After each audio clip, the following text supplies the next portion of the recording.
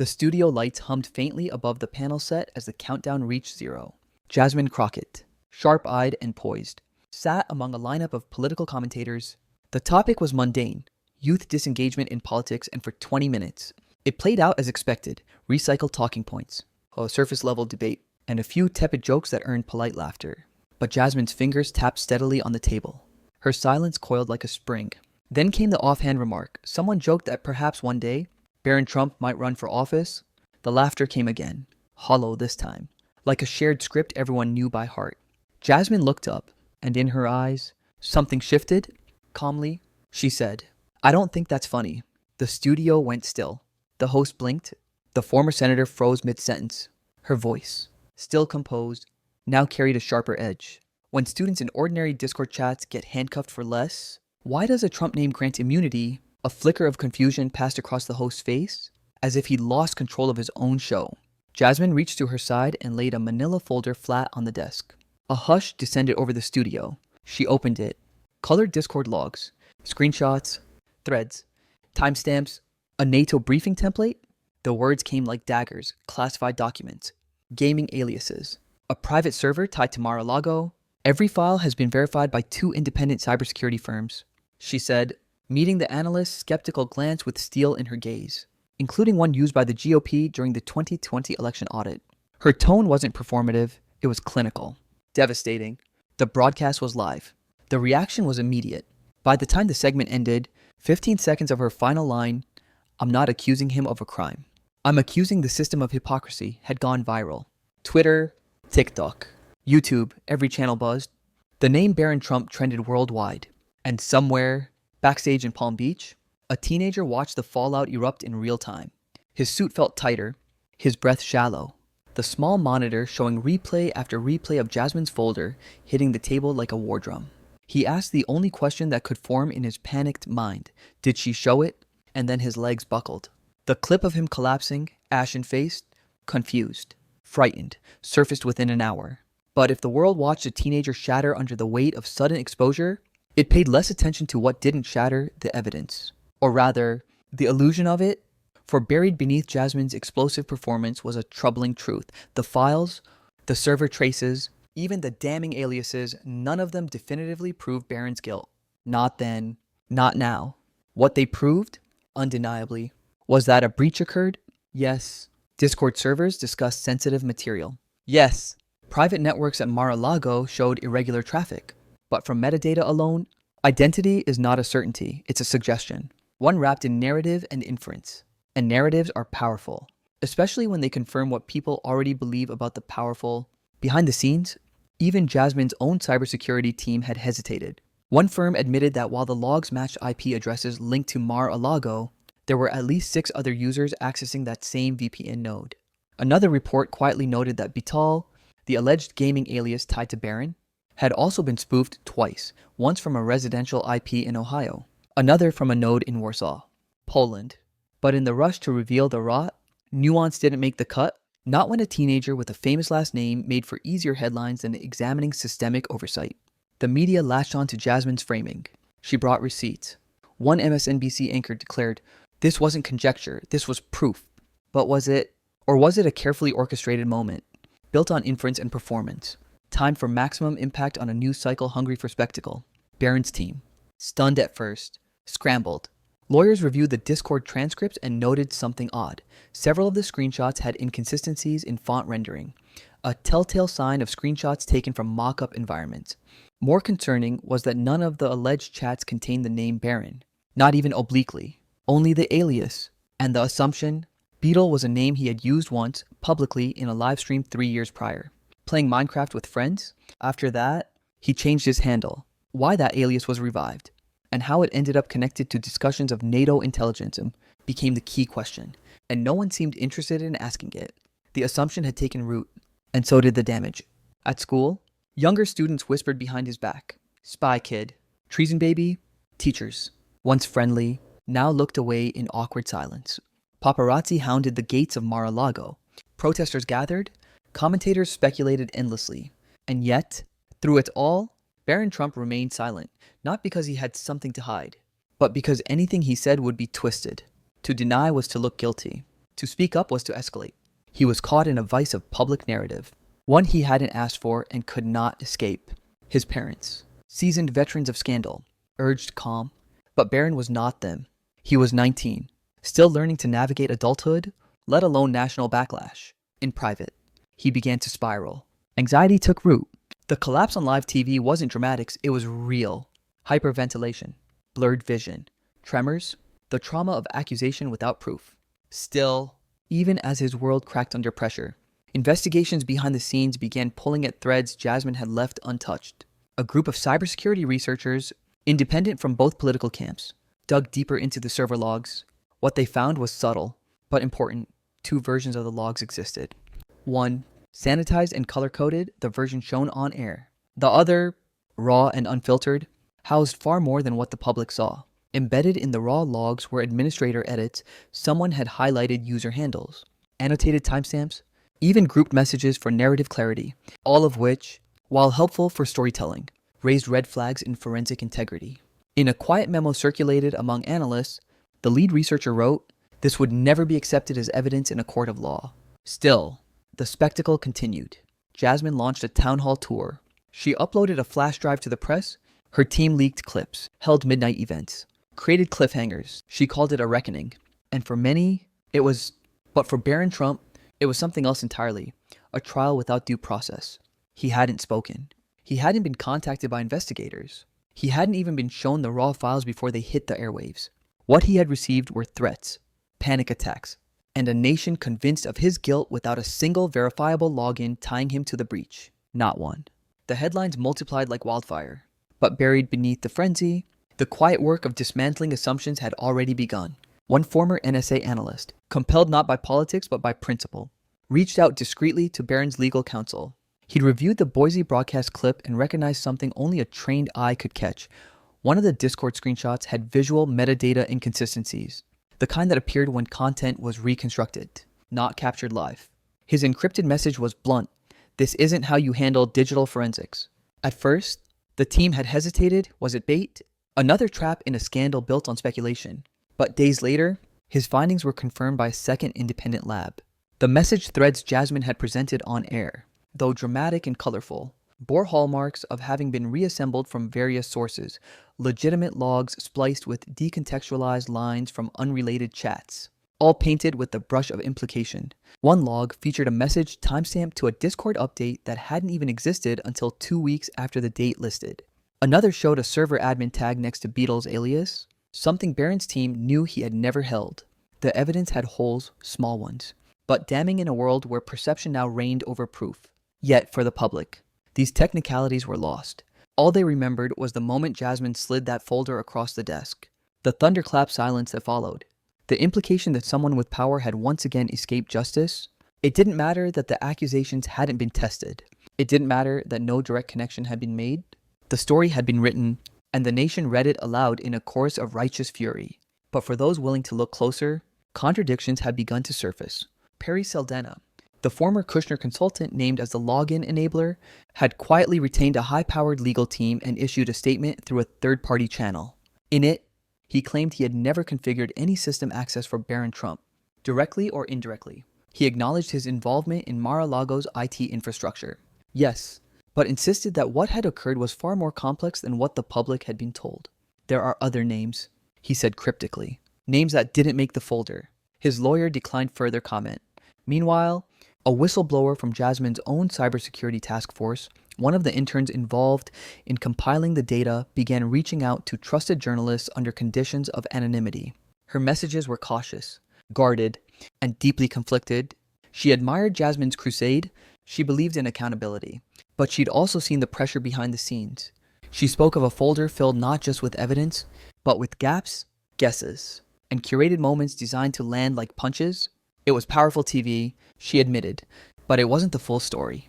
By the second week, cracks widened into fractures. A respected digital integrity blog posted a breakdown of the folder's metadata and identified discrepancies between what was shown on air and what had actually been collected by the auditing firms. They noted that while the server traffic did link to Mar-a-Lago's network, the routing pattern was not exclusive. It was part of a shared VPN pool accessed by multiple devices over several months. So, more importantly, The Beetle alias had been registered on 5 different platforms, some of which were never accessed from Florida IP ranges. In other words, the identity tied to the scandal might have been cloned, borrowed, or falsely attributed. Still, Jasmine didn't blink. She doubled down. On a second town hall stage, she produced new documents, this time video footage of a shadowed figure at a terminal. It was grainy, shaky, filmed at an angle. She claimed it showed someone using an interface resembling a NATO data portal. The figure's face was not visible. The screen reflected faintly in their glasses. "We don't need to see the face," she said. "We know the username." But that too began to unravel. Facial mapping experts brought in by a neutral third-party lab concluded that the figure's height, posture, and hand structure were inconsistent with Barron Trump's physical profile. A quiet retraction followed in a small cybersecurity journal. But by then, the footage had been viewed 22 million times. Narratives, like matches, burn hot and fast, especially when fed by confirmation bias and the hunger for justice. Behind the scenes, Barron's inner circle was divided. Some urged silence, let the fire burn itself out. Others, including his mother, urged a quiet counteroffensive, not through press conferences or sound bites, but with facts, clean, verified, unimpeachable facts. And so they began compiling their own dossier, not performative, not curated, but forensic. It included timestamps, login histories, ISP certificates, and private statements from Discord, trust and safety team members who confirmed Beetle's primary activity from the prior year had been nothing more than Minecraft modding and meme sharing. No encrypted documents, no state secrets, no breach. But the dossier, powerful as it was, remained in shadow. They waited, not for the right network or audience, but for the storm to shift, for the nation to begin asking questions instead of repeating claims. And questions were beginning to rise. One congressional subcommittee, reviewing Jasmine's evidence for follow-up hearings, noted in an internal memo that the attribution to Barron Trump was based on circumstantial indicators, not verified logins. Another flagged the lack of a chain of custody for some of the screenshots. Still, no one said this publicly. The story was too big, too perfect. Until the leak, a junior producer from KTVB7, the Boise station where Jasmine first handed over her flash drive, anonymously uploaded the raw footage of the off-air exchange. In it, Jasmine could be heard coaching the anchor, stick to the talking points, so don't ask about the second log set. Her tone was firm, not deceitful, but strategic, calculated. The internet exploded again. Only this time, not in celebration, but in suspicion. Was the crusade built on an assumption too good to check? Were people so eager to see a Trump fall that they missed the flaws in the story? Barron, still silent, watched from behind a wall of legal guardians and encrypted hard drives. His name was still trending. The memes still spread, but the tide was changing. Even his critics now paused before repeating the original claim. The doubt was growing, and somewhere deep inside the system that had nearly consumed him, the very machine that had mistaken coincidence for conspiracy began to cough up the truth. The air in Washington had changed. Where once Jasmine Crockett's name rode the wind like a battle cry, now it hung heavier. Not with accusation, but with unease. Not because her courage was in question, nor her intent, but because cracks had formed in the very story that had made her a hero. The folder, the flash drive, the Discord logs, they had shaken the public. Yes, but in their wake came a more unsettling realization. Certainty had never been part of the equation. Jasmine, once unwavering, now found herself at the center of a quiet, mounting storm. It began with a document, a digital forensics report, unsigned but traced through source headers to a defense analyst who had previously briefed Homeland Security. It dismantled the key pillars of her evidence. Methodically and without agenda, the log timestamps she'd brandished so confidently, inconsistent with server maintenance cycles from Discord's own internal logs. The IP traces to Mar-a-Lago, shared address blocks used by staff, guests, even regional maintenance contractors. The infamous gaming alias, Beatul, registered to at least 3 additional profiles over the past year, none of them definitively tied to Barron. It wasn't a rebuttal, it was an autopsy, a slow, clinical unraveling of a narrative that had gripped the nation. But if Washington now whispered doubts, the public still clung to the story like scripture. After all, it had become something bigger than digital logs or teenage mistakes. It was about justice, fairness, the desire to see someone with power finally held to account. And Barron, despite the evidence, or lack thereof, was still seen as a stand-in for that entire system. But inside the Trump family's inner sanctum, things had shifted. Barron no longer flinched at headlines. He no longer scrolled obsessively through comment threads or replayed Jasmine's panel appearance in the dark. Something within him had hardened, not in defiance, but in quiet resolve. He had been accused, tried, and nearly destroyed, all without a single conversation. No investigator had called. No committee had requested a statement. The world had moved on without asking for his truth. So now, he decided, they would get it, but not in the way they expected. Not through a press conference or a primetime interview. Instead, he chose a small, invitation-only panel at a cybersecurity summit in Prague, thousands of miles from the noise. But with cameras that mattered, the conference was not political. It was technical. And the audience, filled with encryption engineers, journalists, and cyber law scholars, cared little for family names. They wanted data. He gave it to them. He stood on a quiet, curved stage, flanked only by a neutral moderator and a retired NATO systems auditor. There were no lights, no drama. Just a young man in a suit, his voice steadier than expected. "I won't speak to motivations," he said, "but I will speak to facts." And with that, he opened his presentation, a forensic walkthrough of every single claim made against him. He displayed server logs certified by Discord's trust and safety team, each one timestamped and cross-referenced. He presented ISP certificates from his own devices, locked behind biometric security, showing no access to any restricted server. He shared a signed affidavit from the same cybersecurity firm Jasmine had quoted, confirming that Beetle's login patterns did not match Barron's geolocation during the alleged activity window. And then he showed them something else. A set of authentication pings, pulled from a mirror server in Estonia, tracing a trail of cloned identities routed through anonymizers, one of which had mimicked Beetle's handle weeks before the scandal broke. His final slide was silent. It bore no data, no proof. Just a single sentence: narratives without verification are the oldest form of power abuse. The room didn't erupt. It didn't need to. These weren't pundits. They were architects of truth. And what they saw wasn't bravado. It was the kind of clarity only hard data can provide. The live stream spread slowly at first, like a whisper through academic channels, cybersecurity forums, internal DOJ slacks. But then someone clipped the final minute. The camera zoomed in as Barron quietly closed his laptop, stepped back from the podium, and offered a slight nod, not to the room, but to the idea that his voice had finally been heard. The clip reached the U.S. overnight. By dawn, it had pierced the fog of national discourse. Barron Trump speaks and brings receipts trended on X. Journalists who had written scathing headlines weeks before now issued quiet, careful follow-ups. One editorial asked, "Have we become too eager to punish a name?" Another read, "Justice cannot be vengeance." Jasmine watched it unfold from a cramped office in Tulsa, surrounded by case files and messages from constituents who still believed in her. But now, those messages were mixed, support laced with hesitation, applause wrapped in requests for clarification. She knew the power of momentum, and she could feel hers beginning to slow. But more than that, she felt the guilt, not because she had lied, but because perhaps, just perhaps, she had believed too quickly. There had been a breach, yes, but had she chased the most visible name because it fit the narrative? Had she ignored the ambiguity because the fight for justice demanded a villain? The question haunted her. It echoed in late-night strategy calls and briefings with advisors who urged her to stand firm. But Jasmine was not a machine. She remembered her days as a teacher, the student who lost a scholarship over a meme, the girl who vanished from college admissions over a conspiracy post she barely understood. And now, here she was. On the other side of that same coin, the weight of that irony pressed down hard. She reopened the folder that had once shaken a nation.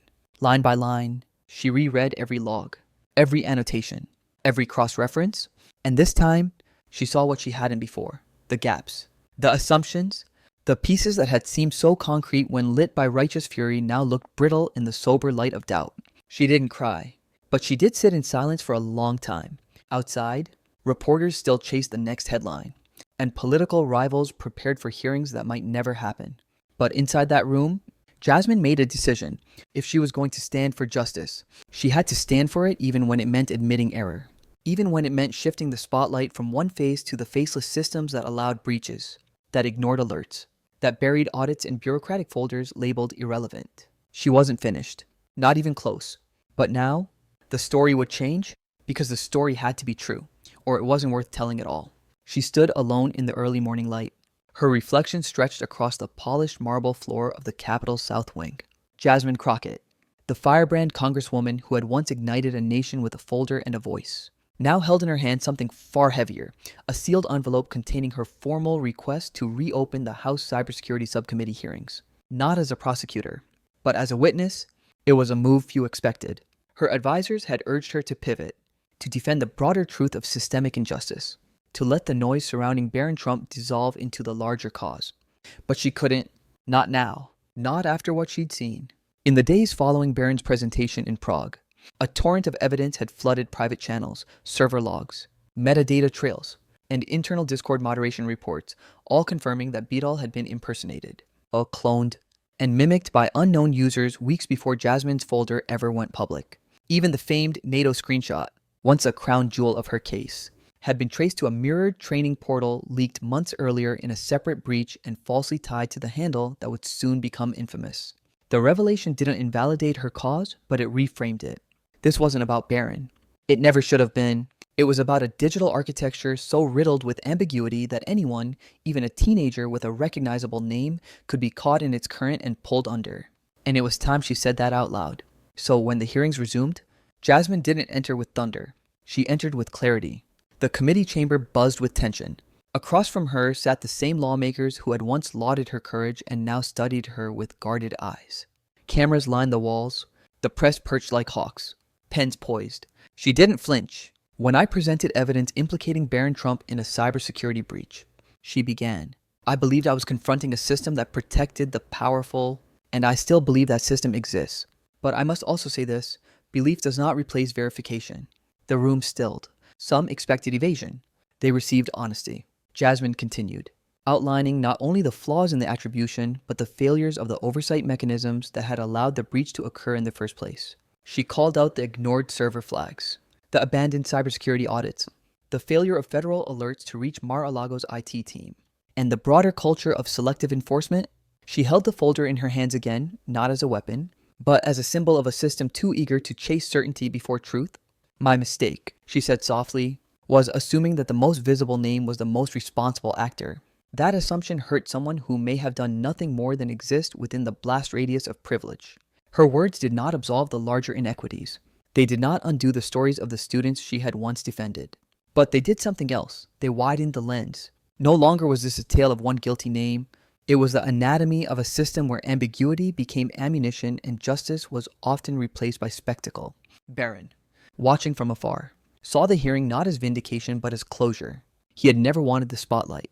He had never crafted the myth others projected onto him.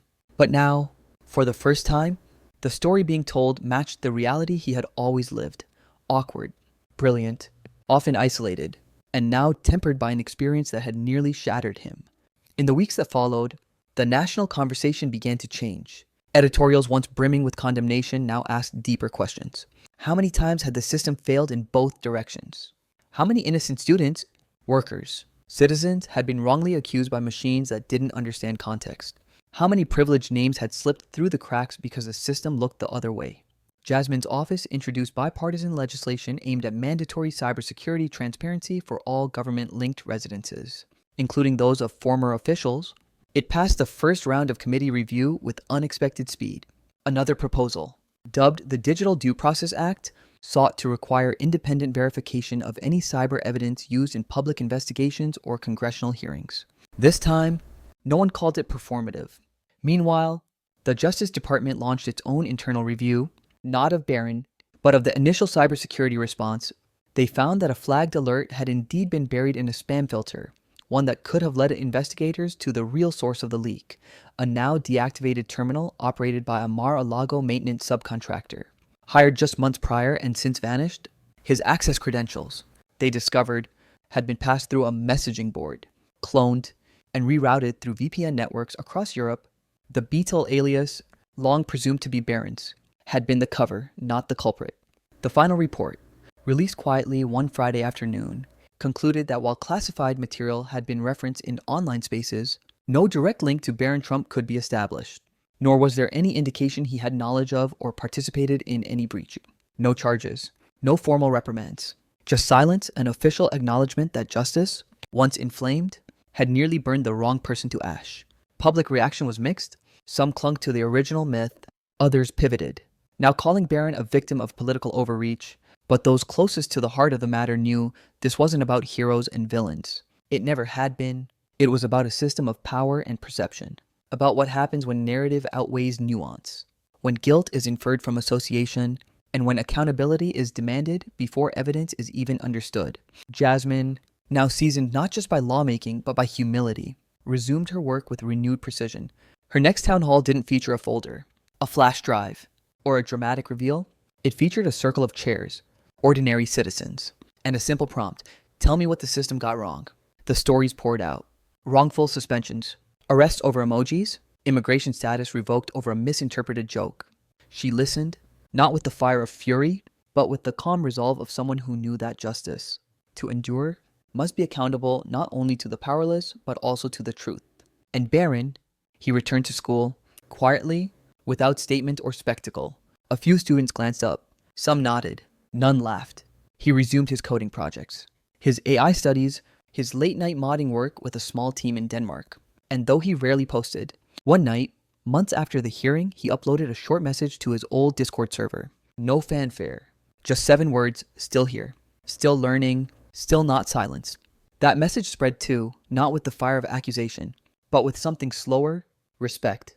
And in the end, the folder that had once launched a movement became something else entirely. Not a mistake, not a lie, but a mirror, one that showed a country too often seduced by certainty, and the courage it takes to admit when certainty was never earned. Jasmine Crockett and Barron Trump would likely never meet again. Their lives would move forward in parallel, each reshaped by the moment they collided. But what they left behind, transparency, legislation, understanding, would outlast them both. And somewhere within the quiet corridors of a government long overdue for reckoning, a new kind of justice stirred, one forged not in anger, but in truth, one name at a time.